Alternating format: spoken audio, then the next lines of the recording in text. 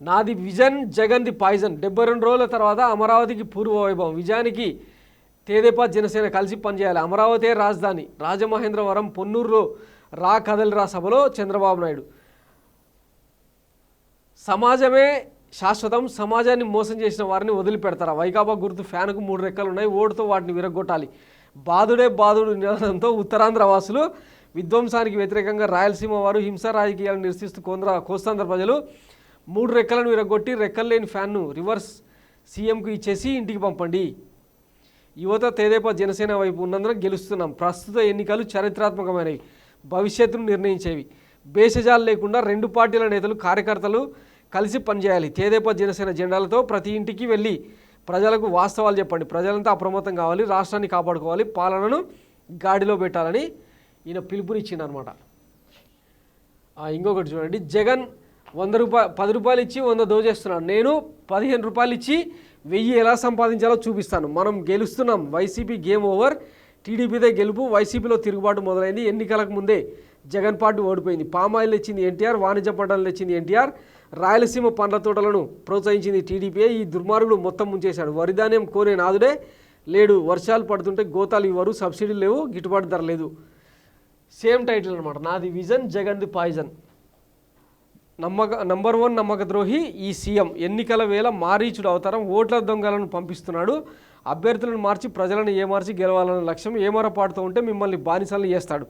72 రోజుల తర్వాత అమరావతికి పూర్వ వైభవం కలియుగ భస్మాసురుడి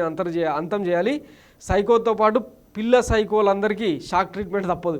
పొన్నూరు రాజమహేంద్రవరం రా కదలిరా సభల్లో చంద్రబాబు నాయుడు ఒకసారి చూడండి జగన్ 10 రూపాయలు ఇచ్చి 100 దోచేస్తున్నాడు నేను 15 రూపాయలు ఇచ్చి 1000 ఎట్లా సంపాదించాలో చూపిస్తాను ఈయన చెప్పే సంపద సృష్టి అనేది ఒక పెద్ద గొట్టు పదం అనమాట అది ఎట్లా సృష్టిస్తారో ఆ సంపద సృష్టి అనేది ఒక కులానికి ఒక జాతికి మాత్రమే కైంకర్యం చేసిన ఘటనలు హైదరాబాద్ వేదికగా ఎన్నో ఉన్నాయి తర్వాత అమరావతి భూకుంభకోణం నిన్నటికి నిన్న ఒక ప్రెస్ మీట్ పెట్టి మీడియా మీట్ పెట్టి దుమ్మెత్తి పోసిరు జనాలంతా ఈయన సంపద సృష్టిస్తాడంట జగన్ 10 రూపాయలు ఇచ్చి 100 దోచేస్తాడంట ఈయననేమో 15 రూపాయలు ఇచ్చి 1000 ఎట్లా సంపాదించాలో చూపిస్తాడంట ఒకసారి మీ ఈ ఫోటో చూపిస్తా చూడండి చంద్రబాబు పాలనలో సంక్షేమ పథకాలు చంద్రబాబు నాయుడు మంత్రి లోకల్ లీడరు జన్మభూమి కమిటీ ఇంకా కాల్మనీ మాఫియా ఇంకా నీరు మీరు కమిటీలు ఇంకేవో మస్తుగా ఉంటాయి అనమాట ఆఖరికి లబ్ధిదారుకు వచ్చేసరికి చిన్న డ్రాప్స్ అనమాట అదే జగనన్న పాలనలో సంక్షేమం డైరెక్ట్గా లబ్ధిదారుడి ఖాతాలకే మధ్యలో ఎవరైనా ఉన్నారా బ్రోకర్సు వైఎస్ జగన్మోహన్ రెడ్డి చెప్తుంటారు బటన్ నొక్కితే డైరెక్ట్ అకౌంట్లోకి వచ్చి డబ్బులు పడుతున్నాయి మరి ఈయన చెప్పేది ఏంది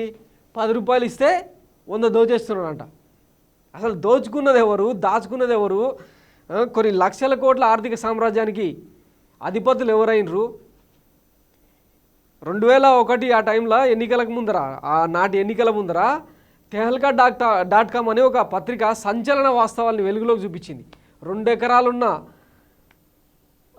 చంద్రబాబు నాయుడు 2000 కోట్లకు అధిపతి ఎట్లయిండు సింగపూర్లో హోటళ్లకు ఎట్లా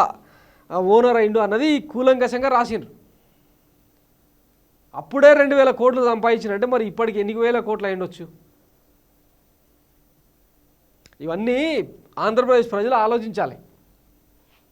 అన్నీ ఇంకా ఎన్నికల దగ్గరికి వస్తున్నాయి కదా ఇప్పుడు కౌంట్ డౌన్ మొదలు పెట్టుకున్నారు వీళ్ళు నిన్న 73 రోజులు అన్నాడు ఇవాళ 72 రోజుల తర్వాత అమరావతికి పూర్వవైభవం అంట అమరావతికి పూర్వవైభవం వస్తుందో మళ్ళీ వీళ్ళకి పూర్వవైభవం వస్తుందో జనాలే గుర్తించాలి ఇక ఏమంటాడు ఇంటింటికి వెళ్ళి వాస్తవాలు చెప్పాలంట ఈయన వాస్తవాలు తెలిసే 23 సీట్లకు అంటే ఈయన పాలన 14 ఏళ్ళ పాలనలో టీడీపీని అంటే కొన్ని కులాలకే ఎట్లా అయితే ఓనర్గా చేసిండో బీసీల పార్టీ పేరుతో బీసీలను వంచిన ఘనత అయినది ఇక్కడ ఒక డైలాగ్ చూడండి సమాజమే శాశ్వతం సమాజాన్ని మోసం చేసిన వారిని వదిలిపెడతారా వీళ్ళ అంటే ఎన్టీఆర్ పార్టీని స్థాపించినప్పుడు ఏం చెప్పిండంటే సమాజమే దేవాలయం ప్రజలే దేవుళ్ళు అని ఆయన అంటే ప్రజలకు ఎంతో కొంత రాజకీయాన్ని ప్రజలకు దగ్గర చేసిన వ్యక్తి మహోన్నత నటుడు ఎన్టీ రామారావు కానీ ఆ పార్టీని మామకు వెన్నుపోటు పొడిచి ఆ పార్టీని జయప్రదం కథలతో సొంతం చేసుకున్న తర్వాత ఏం చేసిండు, ఫక్తు కమ్మ పార్టీగా కమ్మ కులానికి ఓనర్లను చేసిండు తెలుగుదేశం పార్టీ. అందుకే మొన్న ఎన్నికల్లో అన్ని వర్గాలు శాశ్వతంగా దూరమైనాయి. ఈ విషయం తెలిసే ఇప్పుడు జనసేన బీజేపీతో ఒకవైపు, ఇండియా కూటమితో ఒకవైపు పొత్తులకు వెంపర్లాడుతున్నాడు దిక్కుమాలనాడు. అర్థం చేసుకోవాలి మీరే. ఇంటింటికి పోయి వీళ్ళు వచ్చి వీళ్ళు తరిమి కొట్టాలి. రేపు ఇచ్చే ఈయన హామీలు ఉమ్మడి కార్యాచరణ అంటాడు, ఉమ్మడి మేనిఫెస్టో అంటాడు. వీళ్ళు ఇచ్చే హామీలు ఒక 600 ఉంటే జనసేన ఇంకొక 400, బీజేపీ ఇంకొక 400, అంటే 1000 హామీలను క్రోడీకరించి ఫిల్టర్ చేసి మీ దాకా వచ్చేటప్పటికి ఎంత అయితే ఒకసారి ఆలోచించుకోవాలి. తెలంగాణలో ఈరోజు ప్రజలు ఎంత తీవ్రమైన ఇబ్బంది పడుతుంది. ఒకసారి ప్రభుత్వం మారితే వ్యవస్థలు ఎట్లా కుప్పకూలుతాయి. వచ్చే ప్రభుత్వం మళ్ళీ ట్రాక్లో పడడానికి ఈలోపు సంక్షేమాన్ని సెటరేట్ చేయడానికి ఎంత కసరత్తు ఉంటుంది అనేది ఈరోజు తెలంగాణ ప్రత్యక్షంగా చూస్తుంది అనమాట.